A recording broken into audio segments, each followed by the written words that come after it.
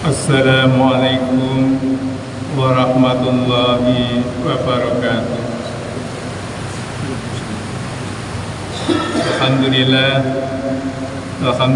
rabbil alamin wa bihi nasta'in ala umuri dunya waddin.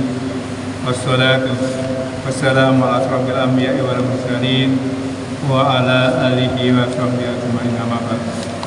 Para jamaah dan siapapun yang berkenan belajar kitab Riyadhus Shalihin, kita lanjut belajar kita hari ini, hari Senin, tanggal 3 bulan Jumadil Akhir atau Jumadil Tsani 1447 Hijriah, bertepatan dengan hari Ahad tanggal 23 bulan November 2025.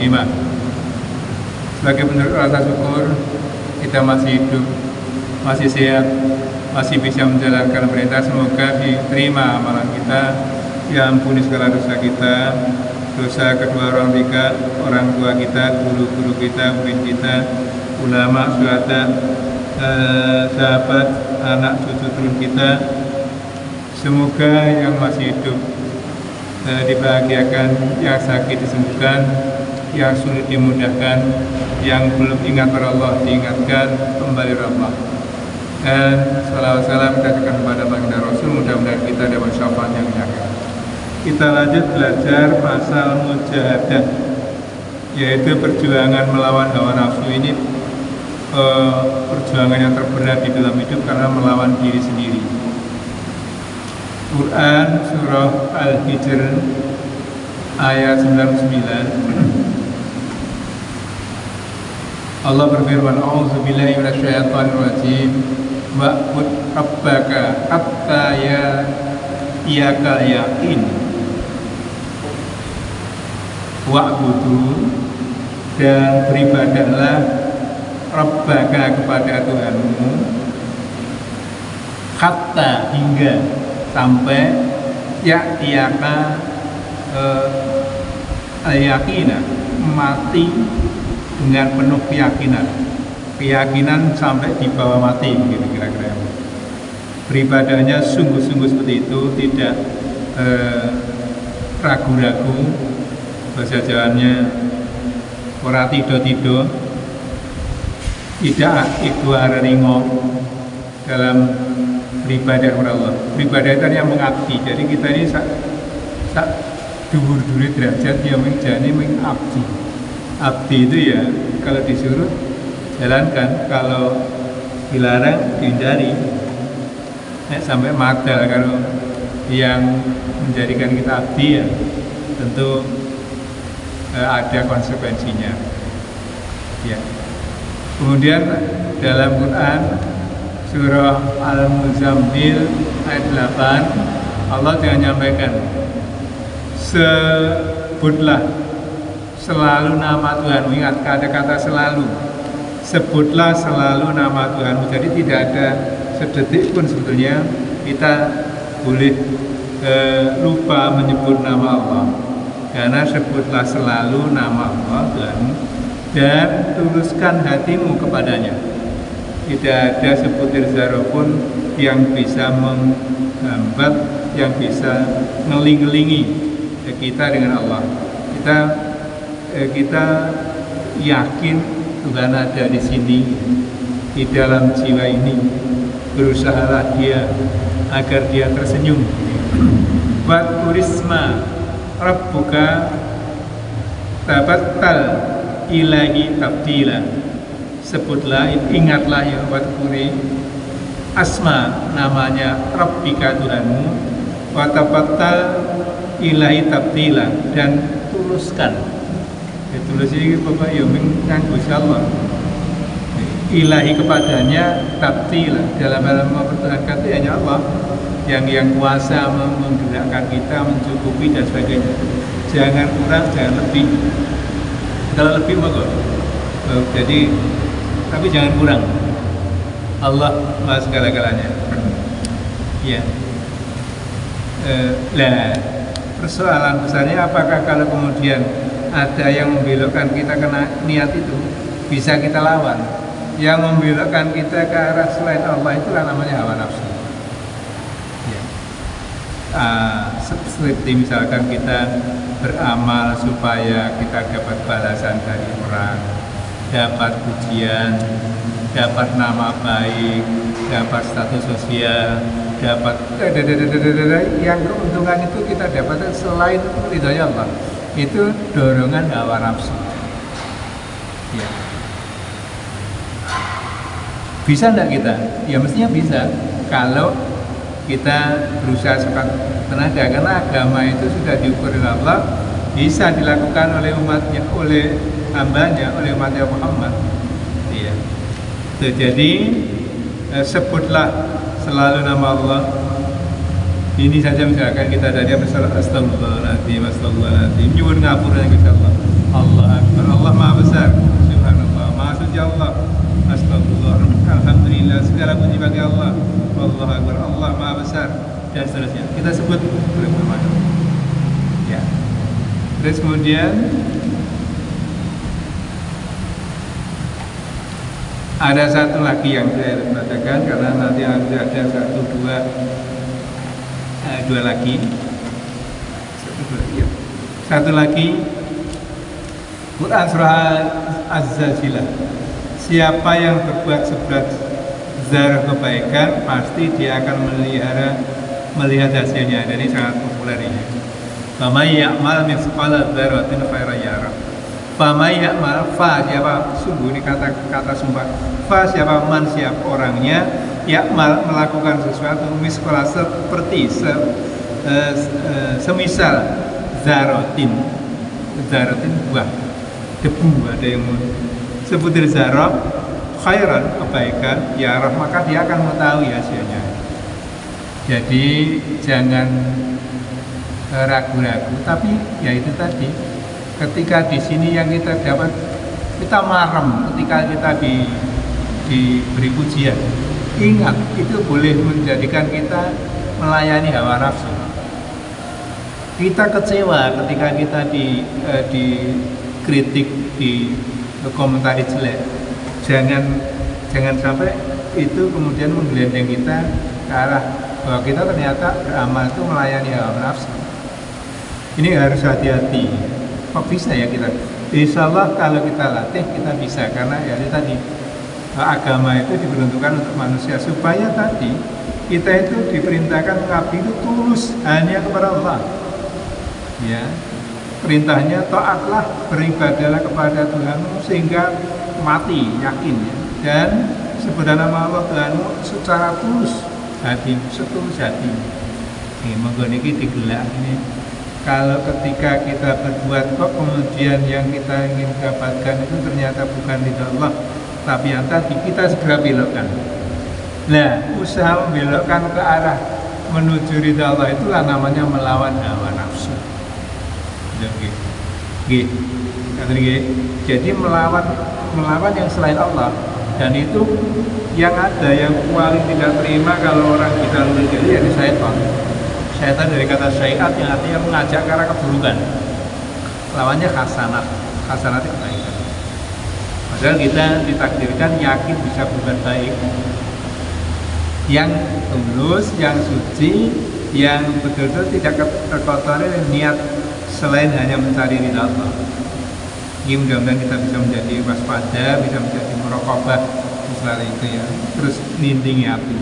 Baik, hadisnya Ibnu Abbas radhiyallahu anhu berkata, bersabda Rasulullah SAW, dua nikmat yang kebanyakan manusia tertipu, rugi olehnya, yaitu nikmat sehat dan nikmat istirahat. Ada yang mengatakan waktu luang. Jadi sehat itu seringkali kita tertipu. Apa namanya sehat itu kemudian kita numpluk dalam usahanya, kita usahakan untuk mengabdi pada Allah. Kalau ya teruskan dalam segala bentuknya. Tapi kalau belum, mari kita arahkan hawa nafsu kita kalahkan, dan kita melakukan kebaikan di waktu sehat itu untuk mencari ridha Allah. Dan waktu istirahat, waktu luang, ini dua ini berhimpitan. sehat dan wong ya sehat, waktunya ya luang. Jadi kita gunakan untuk itu. Ya semoga seperti hal seperti yang kita lakukan sekarang ini, semoga oleh Allah dikategorikan yang seperti itu. Kalau tidak, serahkan saja kepada Allah. Ya gitu. Jadi itu melawan hawa nafsu. Dasarnya Qur'annya surah Al-Ankabut ayat 69, Al-Hijr ayat 93, dan Al-Muzammil ayat 8 Qur'annya ya. Lalu Al-Zilzal ini keterusannya, kalau sudah itu wa may ya'mal mithqala dzarratin khairan yarah wa may ya'mal mithqala dzarratin syarran yarah. Nek sebutir zarah kebaikan ya dicatat, sebutir zarah keburukan ya dicatat, semua ditangkap. Cuma kalau keburukan itu belum dilakukan tidak dicatat, tapi kalau kebaikan itu baru niat saja sudah dicatat. Jadi tidak ada kebaikan-kebaikan. Saya kira demikian dulu.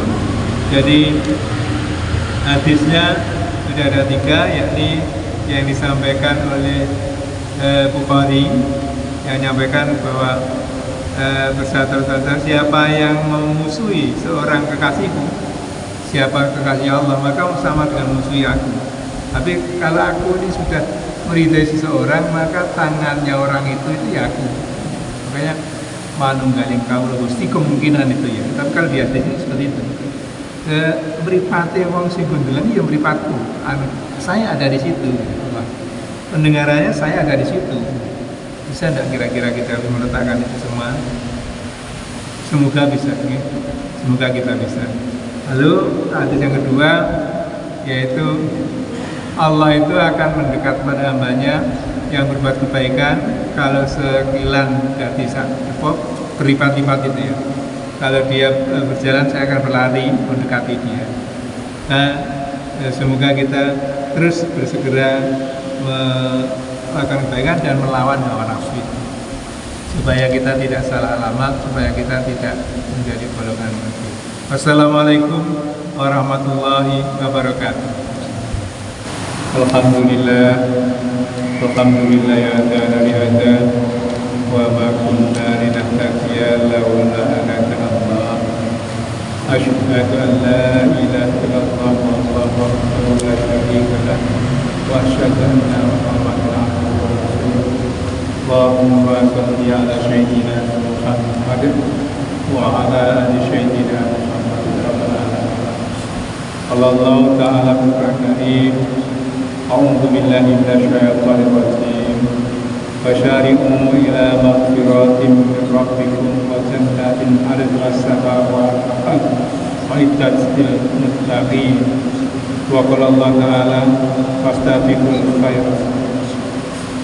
Para jamaah dan siapapun yang berkenan belajar kitab Riyadhus Shalihin, kita lanjut belajar kita, pelajari pasal berlomba-lomba dalam menghasilkan kebaikan dan mengerjakannya dengan tanpa ragu.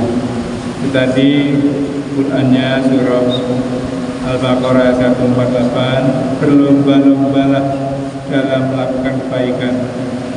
Ya, artinya kita dipersilakan untuk berlomba itu api-apian, oke-okean dalam hal mengajak kebaikan. Tidak berhadapan-hadapan. Kalau berhadapan-hadapan namanya bertanding. Berlomba-lomba itu bersemangat antara satu dengan yang lainnya untuk menjadi lebih baik, lebih bersemangat di dalam mengajak ke arah kebaikan. Kemudian cepat-cepatlah menuju pengampunan Tuhan. Fasyari'u ila maghfiratin min rabbikum, dan surga wa jannatin yang luasnya seluas langit dan bumi, arduha samawati wal ard u'iddat lil muttaqin, dan itu disediakan untuk orang-orang bertakwa. Hanya disediakan untuk orang-orang bertakwa, yakni orang yang selalu berusaha untuk menjalankan perintah Allah dan menjauhi larangannya, pandai menjaga diri. Kita diberi pilihan apakah kita menjadi orang-orang muttaqin atau tidak, dipersilakan, karena itu kepentingannya pada kita, bukan kepada Allah. Allah menyediakan balasannya. Hadisnya setelah tadi 2 hadis kita telah baca, 3 hadis ya, dari Muslim, kemudian Bukhari, lalu Bukhari dan Muslim. Sekarang hadis yang keempat dari Abu Hurairah radhiyallahu anhu berkata, seorang datang kepada Nabi sallallahu alaihi wasallam bertanya, "Ya Rasulullah, sedekah yang manakah yang lebih besar pahalanya?"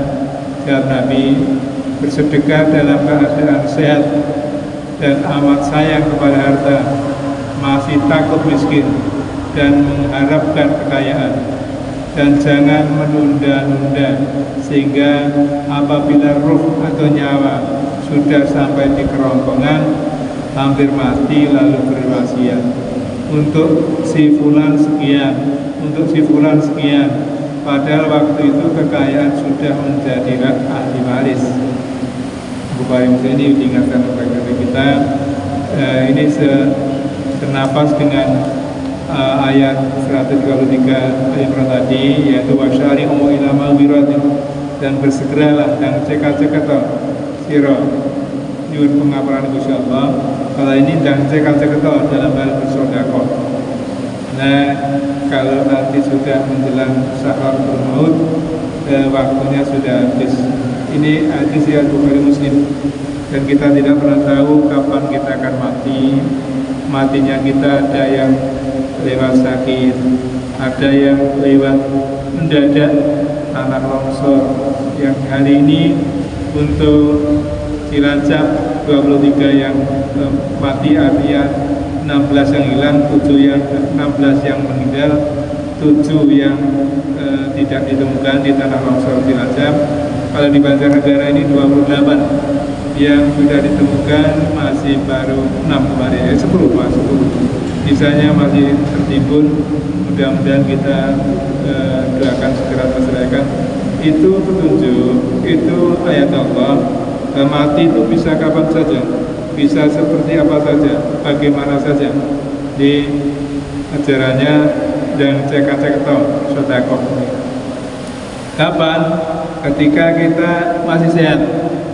Ya, insya Allah kalau kita sekarang ini sehat, sedekah. Kemudian amat sayang kepada harta. Jadi kita masih pada harta itu sebenarnya ilo-ilo. Kemudian masih takut miskin. Jangan-jangan nanti kalau sedekah kita miskin. Dan mengharapkan kekayaan. Nah, maka jangan menunda-nunda, itu hadisnya itu. Kemudian hadis berikutnya dari Anas radhiyallahu anhu berkata, ketika hari perang Uhud, Rasulullah SAW memegang pedang dan ditawarkannya kepada sahabat-sahabat, siapakah yang suka menerima ini? Maka hampir semua sahabat mengulurkan tangan mereka sambil berkata, "Saya ya Rasulullah." Kemudian Nabi bertanya, "Siapa yang akan menerima ini dengan tanggung jawab?" Maka diamlah semuanya sahabat itu. Maka berkata Abu Durjana, "Saya akan menerima dengan tanggung jawabnya." Maka diterimakan oleh Nabi pada Abu Durjana dan dipergunakannya untuk berperang. Ya, ini untuk berperang ya, membunuh orang-orang musyrikin zaman itu. Nah, kita tidak sampai di situ ya, kita tidak saya bunuh-bunuhan ya. Tapi apakah bisa terjadi? Ya sangat mungkin ketika dulu Gestapo ya, itu mungkin juga seperti itu ya, terjadi. Dan kalau di Gaza juga seperti itu ya. Terakhir hadisnya dari Az-Zubair bin Adi berkata, kami datang mengeluh kepada Anas tentang penderitaan yang kami hadapi dari kekejaman Al-Hajjaj.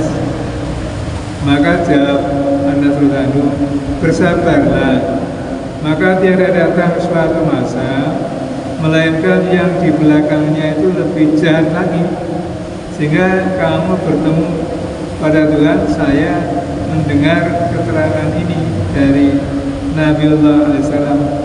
Jadi kalau kita sekarang menghadapi suatu seperti ini, di belakang kita itu menurut aksioma ini akan banyak yang menghadapi kesulitan lebih. Maka kita bersyukur, semoga kita diberi kekuatan untuk bisa menghadapi kesulitan-kesulitan, karena kesulitan itu diukur oleh Allah SWT. La yukallifullahu nafsan illa usaha. Saya tidak akan mencoba kecuali sebatas kemampuan. Jadi diukur, oh nek si bulan iki isane kuwate ngene, kok dene cobaan ngene, oh nek iki kuwate ngene dicobaan ngene. Kalau lolos di sana sudah ada surga. Kalau ternyata berutuh, ternyata tidak ikhlas, ya berarti tidak masuk surga. Semoga kita paham. Ini hadis yang ke-6 ya, insyaallah. Masih ada 2 hadis lagi agak panjang, insyaallah besok kita teruskan. Semoga saja kita menjadi orang yang ditakdirkan punya kekuatan untuk berlomba-lomba dalam menganjurkan kebaikan dan mengerjakannya tanpa ragu-ragu. Karena keraguan itu hanya milik syaitan. Ojo tidur bangsa Jawa ini. Jadi iya nek ora ojo mengapi ojo litri ojo apa ya melingkar-melingkar. Tetap istiqomah ya, tujuannya satu, kebaikan surga. Kalau kejahatan kita hindari, kita tinggalkan. Wa muwaffiq ila qaumin thariq wa minkum. Wassalamualaikum warahmatullahi wabarakatuh.